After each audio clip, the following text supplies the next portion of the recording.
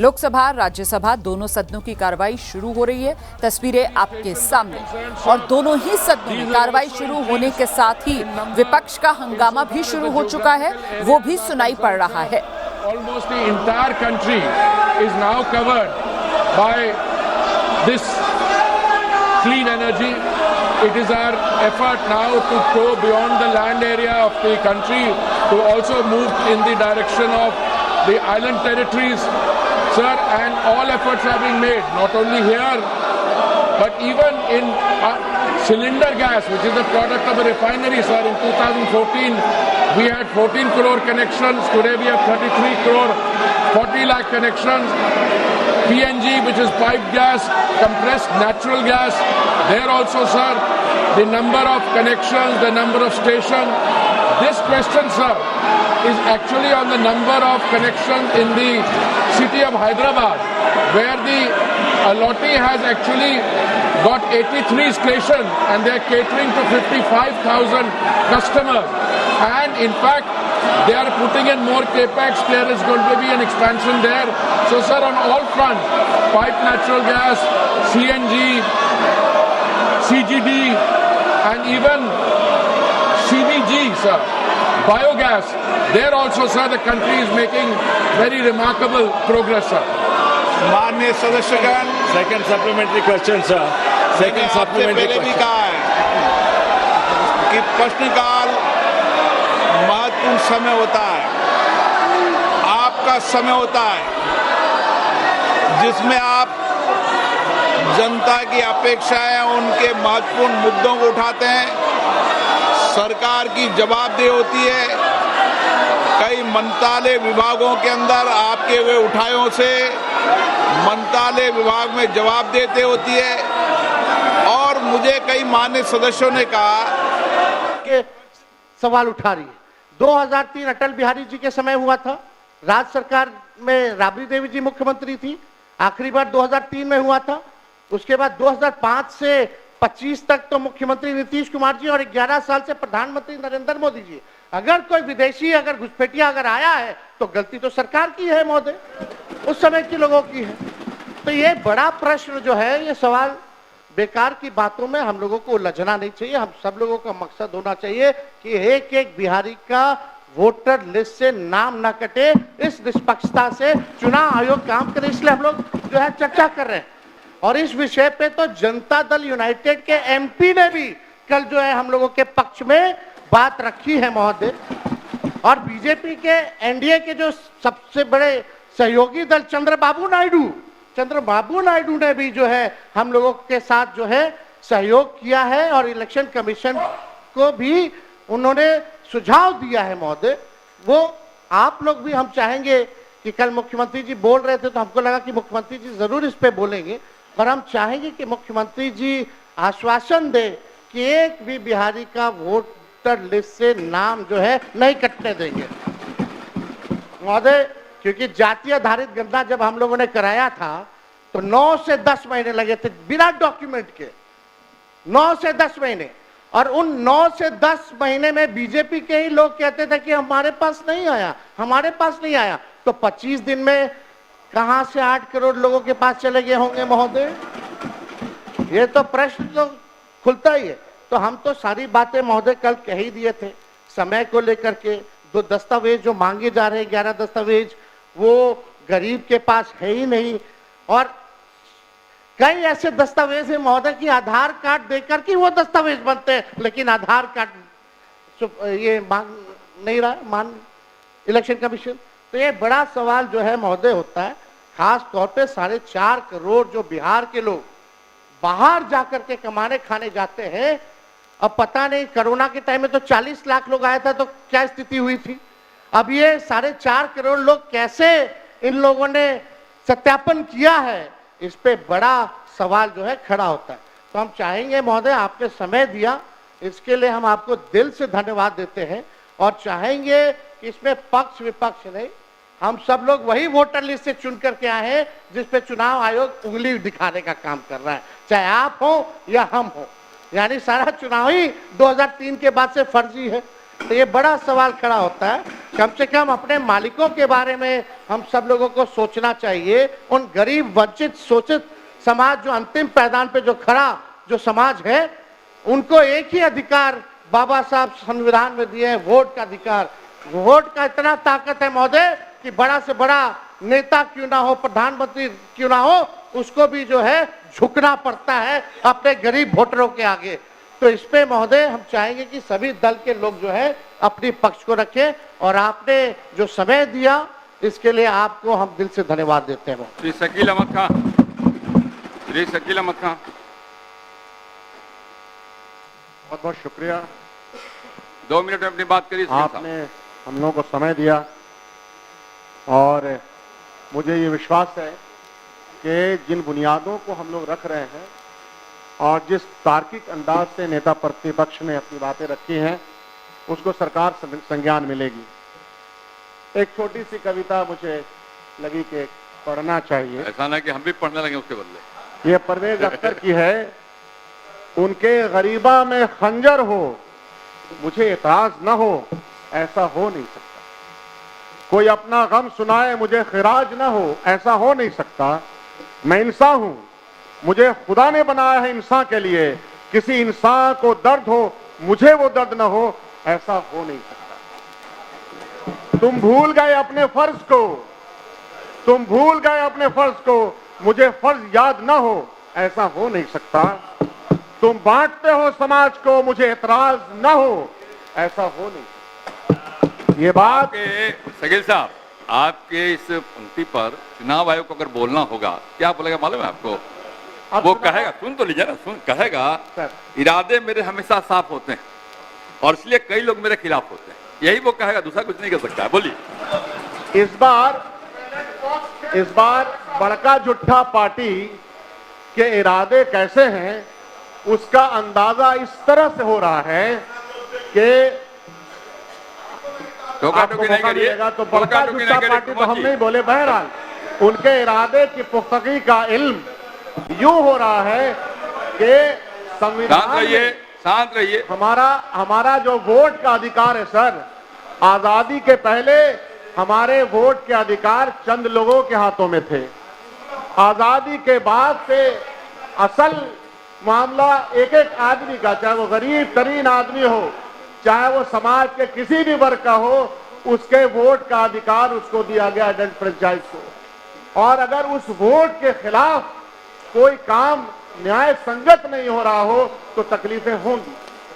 आप ये कहिए, आपको कहना चाहिए कि एसआईआर हो, लेकिन उसका टाइम फ्रेम क्या है? इस टाइम फ्रेम में बिहार में आपने बहुत सारे अनाउंसमेंट किए हैं सरकार ने, उसके इम्प्लीमेंटेशन की कोई आपको कोई सपना नहीं आ रहा है। आप इम्प्लीमेंटेशन अपने अहलकारों से एसआईआर के मामले में करवा रहे हैं, तो क्या यह मुमकिन है? ये मुमकिन नहीं है। जो काम कम से कम साल में चाहिए था, आपको मैं बताता हूं, जितने भी हमारे एमएलए साहबान दोस्त मित्र हैं, अपने अपने ब्लॉक में जाएं और अपने अपने ब्लॉक में देखेंगे कि इवन रेसिडेंशियल सर्टिफिकेट हजारों हजार की तादाद में उनके ब्लॉक में उसके रेसिडेंशियल सर्टिफिकेट नहीं बन रहे हैं। तो मैं ये बताना चाहता हूं, आपने जो समय दिया, कि आखिर क्या वजह थी कि इस शगुफे को इलेक्शन कमीशन ने लाया है। वो वजह पूरे बिहार को, पूरे मुल्क को इस बात इसकी समझ है। वो समझ ये है कि आपके तमाम जो सर्वेज आए हैं, जो इंटरनल सर्वेज में मौजूदा सरकार बिहार की हार रही है, अपनी हार की डर से, अपनी हार की मुसीबतों को देखते हुए आपने ये फैसला किया। क्योंकि पिछले बार जो अंतर था सरकार का, लेकिन इस सरकार का फैसला नहीं है, सरकार का और आप विषय पे आइए जी। हाँ। ये अंतर सिर्फ 12,000 का था। अगर आप 25-50 लाख काट लेंगे तो आप उस तरीके से अपनी सरकार बना लेंगे। ये आसान सा काम, ये आसान सा फॉर्मूला समझ में आता है, लेकिन हम लोग याद रखिएगा कि यह जो हो रहा है इसको हम होने नहीं देंगे। हम ये बात आपके सामने कह रहे हैं, वतन की फिक्र कर नादान, वतन के फिक्र कर नादान, मुसीबत आने वाली है, तेरे बर्बादियों के मशवरे हैं आसमानों में। अंदाजा नहीं है आपको कि आप क्या कर रहे हैं, और आपको यह भी अंदाजा नहीं है कि विपक्ष क्या करेगा। हम अपने वोटों के अधिकार का, उसमें किसका वोट जा रहा है? वंचित समाज, जो कौन सबसे ज्यादा पलायन के लिए जाता है, कौन सबसे ज्यादा मजदूरी के लिए जाता है, दलित समाज हमारा करोड़ों की तादाद में, लाखों की तादाद में बाहर है, उसका वोटर लिस्ट में वोट का नाम काट दिया जाएगा। संक्षेप करिए। माइनॉरिटीज, अति पिछड़ा, इन तमाम के 50-50 लाख काट दीजिए और जीत जाइए। अगर यह कोशिश आपकी है, इसीलिए शगुफा, तो ये हम होने नहीं देंगे, ये याद रखिएगा। बहुत बहुत शुक्रिया, आपने समय दिया। श्री महबूब आलम, 2 मिनट में अपनी बात कहिए। महोदय, टू दी पॉइंट कहिए, टू दी पॉइंट। बहुत बहुत शुक्रिया महोदय, आपने मुझे बोलने का मौका दिया। दरअसल महोदय, विशेष गहन पुनरीक्षण के माध्यम से केंद्र की सरकार चुनाव आयोग के जरिए बिहार के करोड़ों गरीब, मजलूम, पिछड़ा, आदिवासी, अल्पसंख्यक, शेरशाहवादी, दलित का वोट से वंचित करने की साजिश कर रही है महोदय। आप व्यवधान मत डालिए, शांत रहिए, सुनिए महोदय। दूसरे की बात भी। ये 780 पन्ने के एफिडेविट में महोदय एक भी घुसपैठिया का नाम नहीं है और घुसपैठिया शब्द नहीं है महोदय। ये लोग घुसपैठिया का नैरेटिव पैदा करके दरअसल मुसलमानों को गाली दे रहे हैं महोदय। महोदय, 2020 के चुनाव आयोग के सर्वेक्षण के तहत गुजरात, तेलंगाना और पश्चिम बंगाल में महोदय 2016 में एक भी घुसपैठिया नहीं है। 2017 में, अरे रुको यार, एक भी घुसपैठिया नहीं है। 2018 में सिर्फ 3 घुसपैठिया, सिर्फ 3 विदेशी। 2019 में एक भी नहीं। और अब इस बीच एक बड़ी खबर आपको बता दें, 2006 मुंबई ब्लास्ट केस से जुड़ी जानकारी सामने आई है। बॉम्बे हाईकोर्ट के फैसले पर सुप्रीम कोर्ट ने रोक लगा दी है। हाईकोर्ट ने सभी आरोपियों को बरी किया था। इसी को लेकर महाराष्ट्र सरकार की तरफ से सुप्रीम कोर्ट का दरवाजा खटखटाया गया था और महाराष्ट्र सरकार से सीधे महाराष्ट्र सरकार ने सुप्रीम कोर्ट से ये मांग की थी कि पहले तो सुप्रीम कोर्ट फौरी तौर पर जो हाईकोर्ट का आदेश है उस पर रोक लगा दे, ताकि वो आरोपी जो सलाखों के पीछे हैं वो सलाखों से बाहर ना आ पाए। तो फिलहाल ये बड़ा फैसला है, हाईकोर्ट के फैसले पर सुप्रीम कोर्ट ने रोक लगा दी है। सीधे आपको लेकर चलेंगे, हमारे साथ हमारे सहयोगी निपुण सहगल इस वक्त मौजूद है।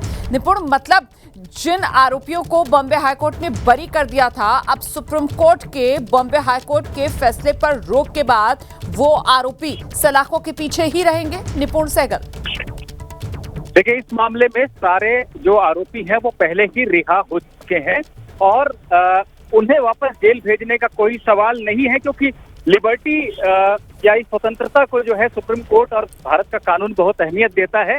इसलिए महाराष्ट्र सरकार ने भी कहा कि आप फैसले पर रोक लगाइए। इसका कारण ये है कि इसमें कुछ कानूनी बातें ऐसी कही गई हैं इस फैसले में जो निचली अदालत में चल रहे मकोका के दूसरे मुकदमों को प्रभावित करेगी। तो इसलिए इस आधार पर फैसले पर रोक लगाई गई है। लेकिन महाराष्ट्र सरकार ने साफ कहा कि रोक का अर्थ ये नहीं है कि हम चाहते हैं कि जेल भेज दिया जाए। सुप्रीम कोर्ट ऐसा नहीं करेगा, हम जानते हैं, इसलिए हम ऐसी मांग भी नहीं कर रहे हैं।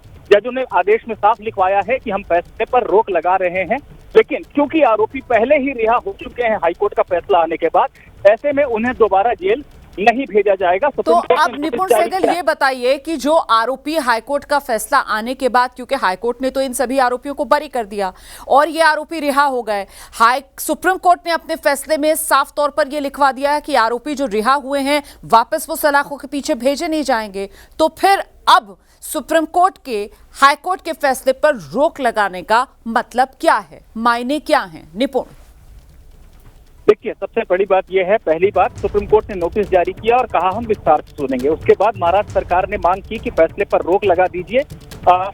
आरोपी जो है सारे के सारे रिहा हो चुके हैं, तो ना तो आप उन्हें जेल भेजें, हम ऐसी मांग रख सकते हैं। लेकिन जिस वजह से रोक लगाई गई है वो मैं बता रहा हूँ कि हाईकोर्ट ने अपना फैसला देते वक्त बहुत सारी ऐसी बातें भी लिखी हैं, ऐसी फाइंडिंग्स को दर्ज किया है, ऐसे निष्कर्ष दिए हैं जिसके चलते मकोका के दूसरे मामले जो निचली अदालत में चल रहे हैं उन सब पर असर पड़ेगा। पुलिस ने जो बहुत सारे दूसरे मामलों की जांच कर रखी है, वहां पर सारे मामलों को प्रभावित करने वाला ये फैसला है। ये दलील दी सॉलिसिटर जनरल तुषार मेहता ने महाराष्ट्र सरकार की तरफ से, और इस आधार पर रोक की मांग की। और रोक की मांग करते उन्होंने खुद कहा कि हम किसी को जेल दोबारा भेजने की मांग नहीं कर रहे हैं। जी सुप्रीम कोर्ट ने दर्ज कराया है कि हम फैसले पर रोक लगा रहे हैं क्योंकि उससे कानूनी बिंदुओं पर हमें विचार करना है, लेकिन किसी को भी दोबारा जेल नहीं भेजा जाएगा। अब ये मामला दोबारा सुनवाई के लिए कब आएगा निपुण? निपुण, मेरी आवाज मिल रही है? अगली सुनवाई कब है मामले में? निपुण से हमारा संपर्क नहीं हो पा रहा है, लेकिन इस बीच आपको सीधे सरह लेकर चलेंगे। हमारे सहयोगी गणेश ठाकुर इस वक्त हमारे साथ मौजूद हैं और जरा गणेश से ही जानते हैं। गणेश, जिस बात का जिक्र महाराष्ट्र सरकार के वकील की तरफ से भी सुप्रीम कोर्ट में किया गया कि क्योंकि अगर ये हाईकोर्ट का फैसला प्रभावी रहता है और सुप्रीम कोर्ट इस पर रोक नहीं लगाती है, तो फिर अन्य कई मामले मकोका के तहत जो चल रहे हैं वहां निचली अदालतों में, उस पर भी इसका असर पड़ेगा। ऐसे में सुप्रीम कोर्ट की तरफ से बॉम्बे हाईकोर्ट के फैसले पर रोक मतलब महाराष्ट्र सरकार के लिए बड़ी राहत है। गणेश जी बिल्कुल रोमाना, और यही चिंता का विषय महाराष्ट्र सरकार की लॉ एंड जुडिशरी को था। ये निर्णय आने के बाद में जब हमारी उनसे बात हुई तो उनका यही कहना था कि मकोका के तहत जो ऑर्डर आया है या इस हाईकोर्ट के ऑर्डर का पूरा असर मकोका के दूसरे मामलों पर होगा, क्योंकि हाईकोर्ट ने अपने ऑर्डर में जो प्रोसिक्यूशन सैंक्शन दिया गया था तत्कालीन डीजी की तरफ से, वो प्रोसिक्यूशन सैंक्शन पर ही सवाल उठाए थे। अगर मकोका लगाने के लिए सैंक्शन के पर सवाल उठाए गए तो दूसरे मामले भी इससे प्रभावित हो सकते हैं, क्योंकि मकोका ये कानून लगाने के लिए आरोपियों पर कुछ या उस मामले के कुछ आरोपियों पर 2 से ज्यादा मामले होने चाहिए, तमाम तरह की टेक्निकलिटीज होती है, जिसके बाद ही मकोका सैंक्शन मिलता है और मकोका सैंक्शन मिलने के बाद ही इस कड़ी धारा के तहत मामला चलाया जाता है। तो ऐसे में अगर ये हाईकोर्ट ने जो संज्ञान या जो ऑब्जर्वेशन अपने रिपोर्ट अपने ऑर्डर में दिया था, उसको एक बेंचमार्क की तरह दूसरे आरोपियों के वकील ले सकते हैं, तो ऐसी स्थिति में दूसरे मामले प्रभावित होंगे और बड़ी किरकिरी होगी सरकार की या लॉ एंड जुडिशरी डिपार्टमेंट के प्रोसिक्यूशन की।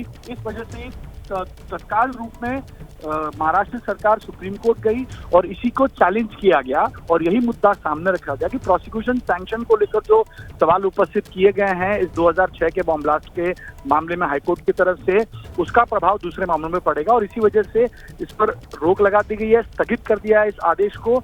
और जैसा निपुण सहगल बता रहे थे कि तुरंत उनकी गिरफ्तारी होगी नहीं, क्योंकि 20 साल बाद उनको रिहा किया गया है, ये मामला चलेगा।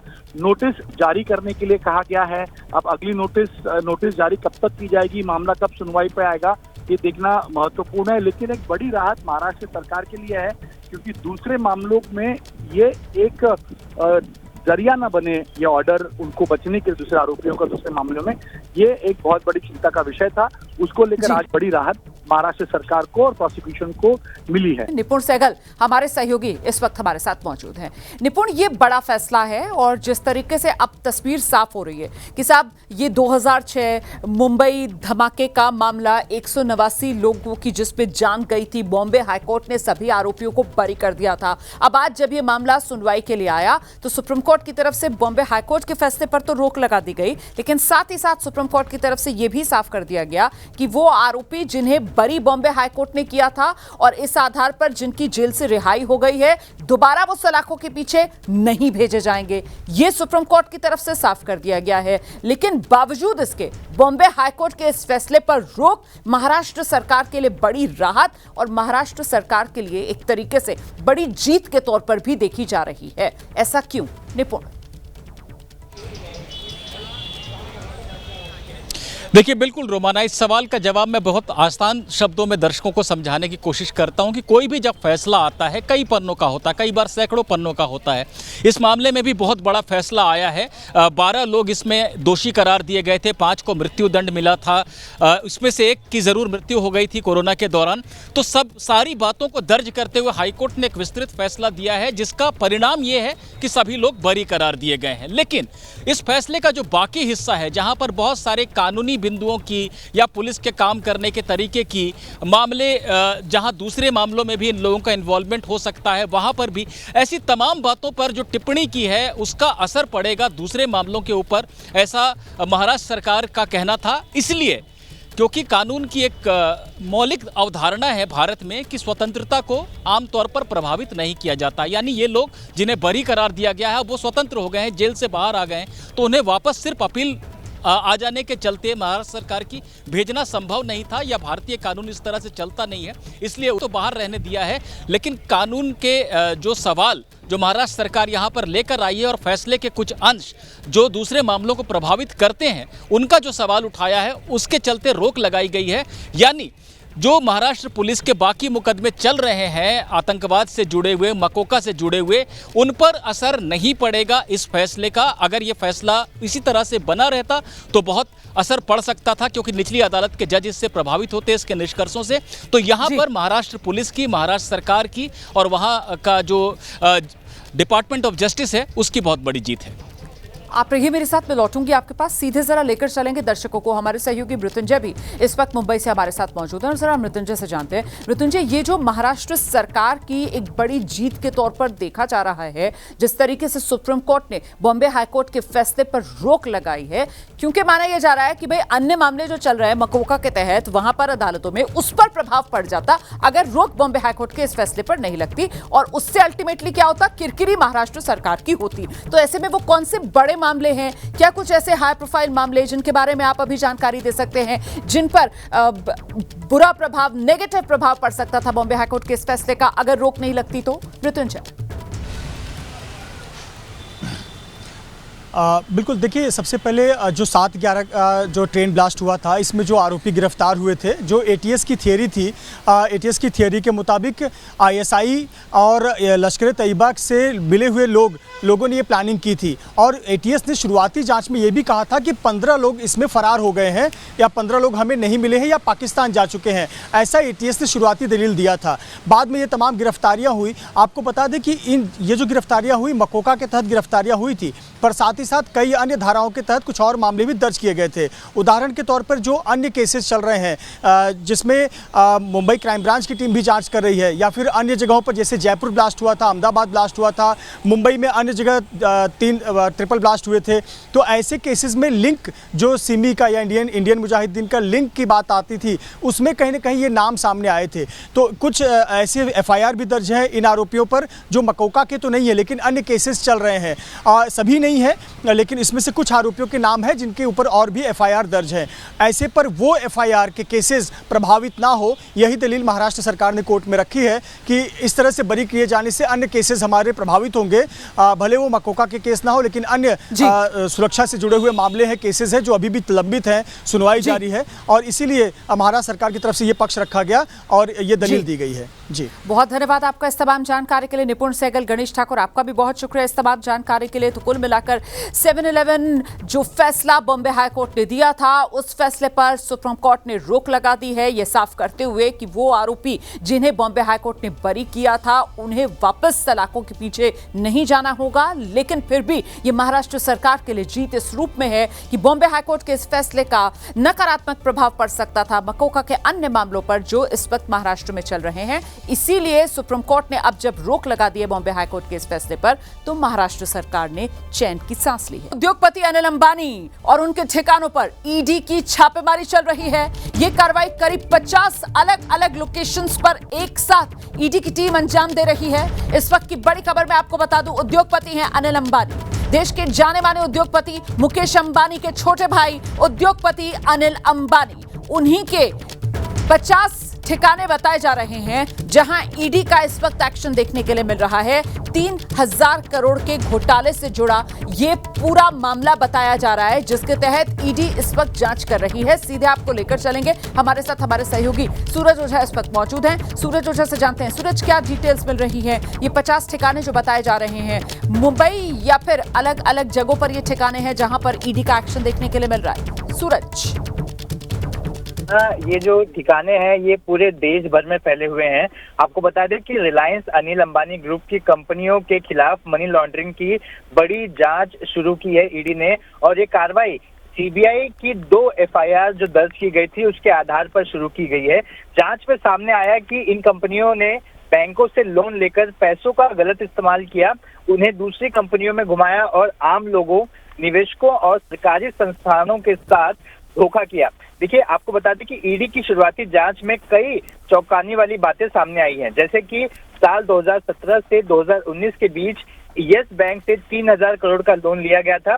जिसके बाद में दूसरी कंपनियों में घुमा दिया गया था। इतना ही नहीं, लोन पास कराने के लिए यस बैंक के अधिकारियों और प्रमोटर्स को कथित रूप से रिश्वत देने की बात भी सामने आई है। तो देखिए, इस पूरे मामले में 35 जगहों पर 50 कंपनियां और 25 से ज्यादा लोगों की पूछताछ और अलग अलग प्रीमाइसेस में सर्च ऑपरेशन ईडी कर रही है। यही नहीं, इसमें एक और ऐसी बात सामने आई है, क्योंकि ईडी ने अलग अलग एजेंसियों से जानकारी इकट्ठा की है, जैसे कि सेबी हो गया, या फिर कहें national housing bank, NFRA, bank of Baroda जैसी बड़ी संस्थानों ने भी ईडी को अहम जानकारी दी है। उसमें रिलायंस होम फाइनेंस लिमिटेड से जुड़ी एक बड़े मामले की जानकारी दी है। देखिए रोमाना, बता दूं कि जिसमें एक ही साल में कंपनी ने कॉर्पोरेट लोन को 3,742 करोड़ से बढ़ाकर 8,670 करोड़ कर दिया था। ये अचानक बढ़ोतरी भी ईडी के शक के घेरे में है। उत्तर प्रदेश की राजधानी लखनऊ में एक महिला का हाई वोल्टेज ड्रामा देखने को मिला। हुआ ये कि महिला इस बात की जिद पर अड़ी थी कि उसकी गाड़ी में पहले पेट्रोल डाला जाए, और इसी बात को लेकर महिला पहले पेट्रोल पंप कर्मियों से भिड़ी और उसके बाद बाइक सवार से बदतमीजी करना शुरू कर दिया। ये देखिए तस्वीरें, ये महिला हाथ में चप्पल लेकर हंगामा करती नजर आई है। काफी देर इस महिला का ये हाई वोल्टेज ड्रामा यहां चलता रहा। उत्तर प्रदेश के लखनऊ की ये तस्वीरें हैं। सोशल मीडिया पर भी ये वीडियो जमकर वायरल है। लखनऊ के पत्रकारपुरम चौराहे के पास ये पेट्रोल पंप और वहीं की ये पूरी घटना बताई जा रही है। हट जाओ किनारे, अबे समझा लो, औरत हाथ नहीं उठा रहे यार। अरे इधर दूर भाई। नर्मदापुरम के दूतावास के दहेड़ी नदी में एक कार बह गई। बताया जा रहा है कि इस नदी में अचानक पानी छोड़ा गया था, जिस वजह से ये घटना हो गई। गांव वालों के मुताबिक कल रात एक कार ड्राइवर नदी पर बने पुल को पार कर रहा था और तभी नदी में पानी का स्तर बढ़ा और देखते ही देखते ये घटना। तस्वीरें आपके सामने हैं। जैसे ही पानी आया, कार को 100 फीट तक खींच कर ले गया। नदी किनारे खड़े किसी पेड़ को पकड़कर किसी तरीके से कार ड्राइवर ने तो अपनी जान बचा ली, लेकिन गाड़ी का हश्र देखिए, गाड़ी पूरी उल्टी पड़ी नजर आ रही है पानी के बहाव में।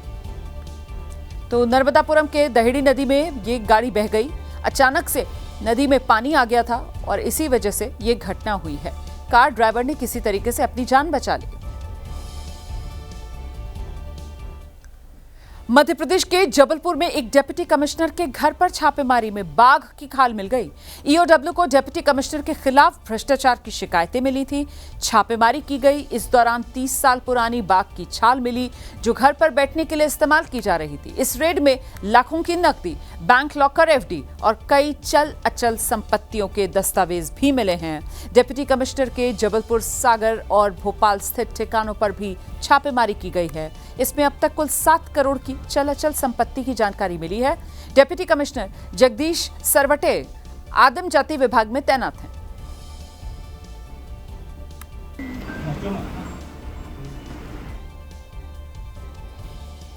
और यहां जबलपुर में ही 2 घोड़े बीच सड़क पर आपस में भिड़ गए। सड़क पर भिड़ंत होने की वजह से वहां से गुजर रहे कई राहगीर घायल हो गए। घोड़े लड़ते हुए ऑटो में जा घुसे, जिससे ऑटो ड्राइवर समेत 3 लोग घायल हुए हैं। ये देखिए तस्वीर, देखिए आप कैसे ये घोड़े ऑटो में अटके हुए से नजर आ रहे हैं। देखिए कैसे अंदर ये घोड़ा नजर आ रहा है, ऑटो के भीतर घुस गया था। बीच सड़क पर घोड़ों की लड़ाई शुरू हुई। आधे घंटे तक लड़ाई चलती रही। बेकाबू हो गए ये घोड़े, दोनों एक दूसरे से भिड़ पड़े। अटक गया ये घोड़ा, देखिए कैसे अटका हुआ सा नजर आ रहा है। वहां मौजूद लोगों ने घोड़ों को भगाने की कोशिश की थी, लेकिन एक घोड़ा तो ये ऑटो में फंस गया है। कड़ी मशक्कत के बाद किसी तरीके से स्थानीय लोगों ने इस घोड़े को बाहर निकाला। घोड़ों की लड़ाई में एक शोरूम को भी काफी नुकसान हुआ है। ये लोग जो घायल हुए हैं घोड़ों की इस लड़ाई में, देखिए कैसे सड़क किनारे वो शख्स बेसुध सा बैठा हुआ, एक बुजुर्ग भी नजर आ रहे हैं। बाद में एम्बुलेंस मौके पर पहुंची और इन घायल लोगों को अस्पताल पहुंचाया गया इलाज के लिए।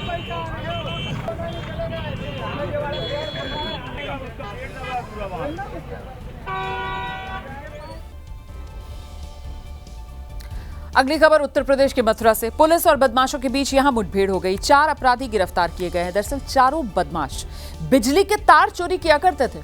पुलिस के मुताबिक मुखबिर के जरिए इन बदमाशों की एक जगह इकट्ठा होने की पुलिस को सूचना मिली, जहां ये चोरी किए सामान की बंदरबाट करना चाह रहे थे। और जैसे ही पुलिस वहां पहुंची है, बदमाशों ने भागने की कोशिश की है। ऐसे में इन बदमाशों ने जब पुलिस मौके पर पहुंची तो खुद को बचाने के लिए पुलिस पर जब फायरिंग की, जवाबी कार्रवाई जाहिर सी बात है पुलिस की तरफ से की गई। 2 बदमाशों के पैर में गोली लगी, इलाज के लिए अस्पताल में भर्ती करा दिया गया है। इन बदमाशों के पास से पुलिस ने एक पिकअप गाड़ी, 3 क्विंटल चोरी के तार बरामद किए हैं और कई बिजली के उपकरण भी बरामद किए गए हैं।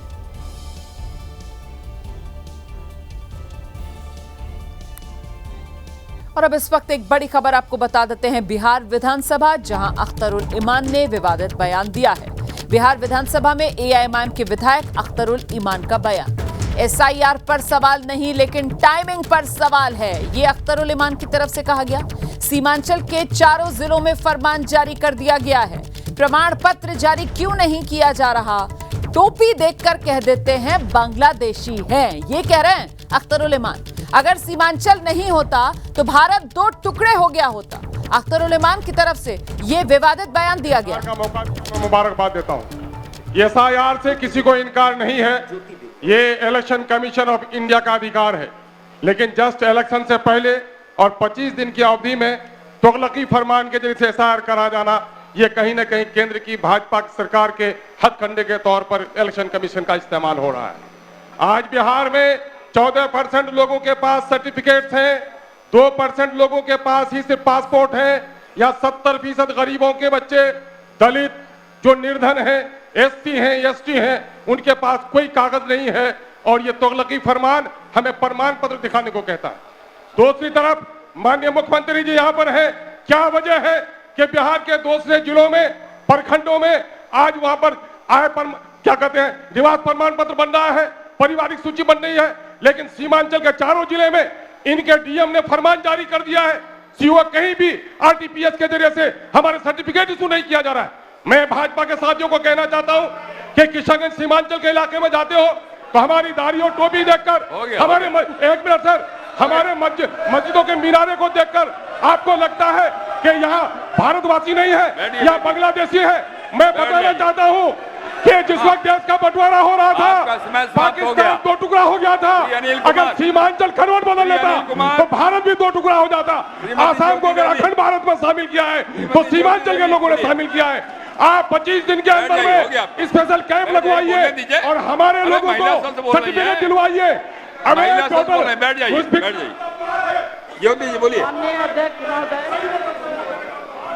माननीय अध्यक्ष महोदय, आपको बहुत बहुत धन्यवाद।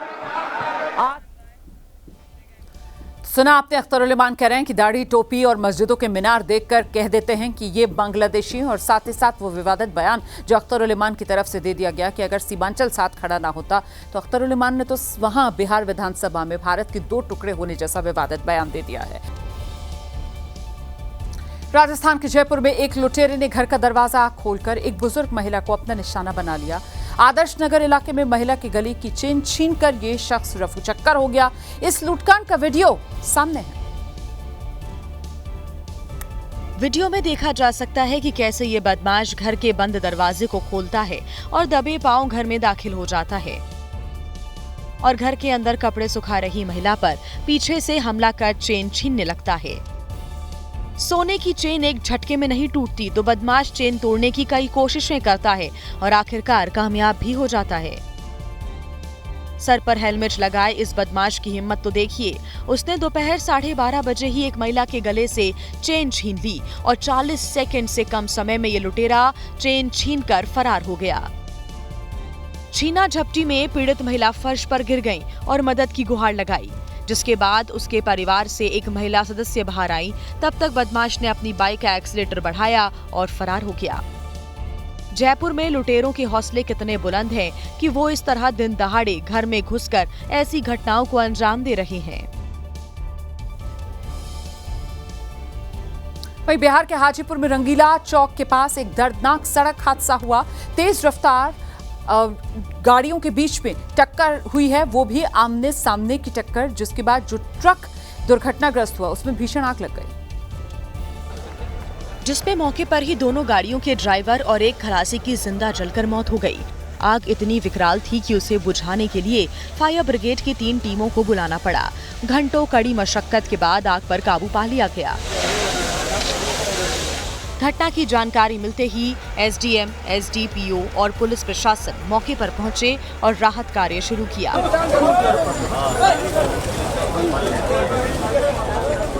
इस दौरान हाजीपुर महुआ मार्ग पर अफरा तफरी का माहौल देखने को मिला। सड़क पर लगभग 500 लोगों की भीड़ इकट्ठा हो गई। बताया जा रहा है कि बालू से लदा हाईवा महुआ की तरफ जा रहा था, तभी सामने से आ रहे खाली ट्रक से जोरदार भिड़ंत हो गई। ट्रक का चालक और खलासी पिता पुत्र बताए जा रहे हैं। पुलिस ने हादसे में जान गंवाने वाले तीनों के शवों को पोस्टमार्टम के लिए भेजा और रास्ते पर लगे जाम को खाली कराया। उधर झारखंड के साहिबगंज में स्वास्थ्य व्यवस्था की पोल उस वक्त खुली है जब एम्बुलेंस न मिलने पर शव को खाट पर ले जाना पड़ा है। लेकिन जब इसका वीडियो सोशल मीडिया पर आया तो फिर तो राजनीति गर्माते देर नहीं लगी है। इस वीडियो को ध्यान से देखेंगे तो झारखंड की बदहाल स्वास्थ्य व्यवस्था का अंदाजा हो जाएगा। खाट पर बांधकर शव ले जाया जा रहा है क्योंकि इलाज के दौरान 16 साल की युवती की मौत हो गई। लेकिन जब परिजनों के मांगने पर एम्बुलेंस नहीं मिली तो मजबूरी में शव को खाट पर बांधकर पैदल ही ले जाना पड़ा।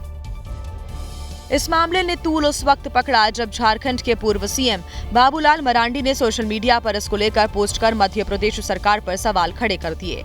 बाबूलाल मरांडी के ट्वीट के बाद स्वास्थ्य महकमा के कान खड़े हुए तो सदर अस्पताल के डीएस को सफाई देनी पड़ी। जो उनके अभिभावक थे जबरदस्ती सबको ले जाने लगे, जबकि उनको कहा गया कि हमारे यहाँ पर्याप्त एम्बुलेंस, ड्राइवर, एवरीथिंग हमारे पास है। लेकिन उन्होंने किसी का नहीं सुन के अपनी मर्जी से इसको ले गए। लेकिन सदर अस्पताल के डीएस की ये सफाई किसी के गले नहीं उतर रही है। आखिर ऐसा कौन होगा जो अस्पताल की एम्बुलेंस को छोड़कर शव को 10 किलोमीटर पैदल ले जाएगा?